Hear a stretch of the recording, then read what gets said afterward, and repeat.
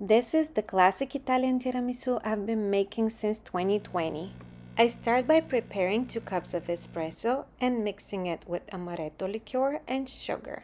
Stir to dissolve the sugar and separate 6 eggs. Make sure that your bowls are clean and dry. To the bowl with the 6 egg yolks, add a 1/4 cup of sugar and beat until the sugar crystals are dissolved. The mixture should look thicker and lighter in color. Then add a good quality mascarpone cheese at room temperature and mix just enough to combine. Overmixing is one of the most common causes of separated cream. Set the bowl aside and add a 1/4 cup of sugar to the bowl with the 6 egg whites. Beat until you have stiff peaks. Add the whipped egg whites to the egg yolk and mascarpone mixture in batches. Use a spatula to gently fold them in.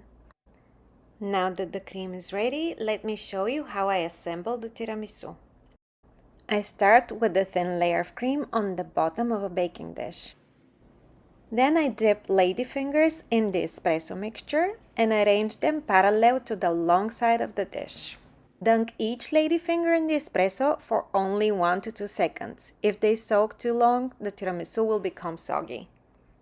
Divide the remaining cream into equal parts and spread one part over the soaked ladyfingers.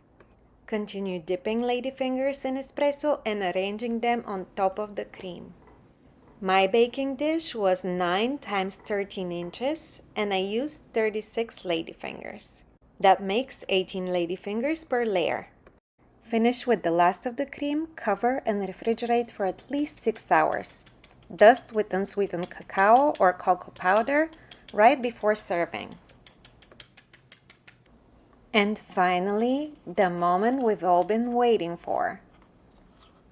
Look at those layers.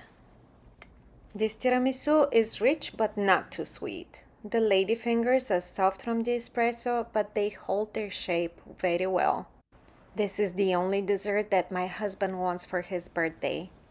After making it so many times, we still get excited when we take the first bite. And yes, it's really as good as it looks. You'll find the link for the full recipe in the description. Thank you so much for watching.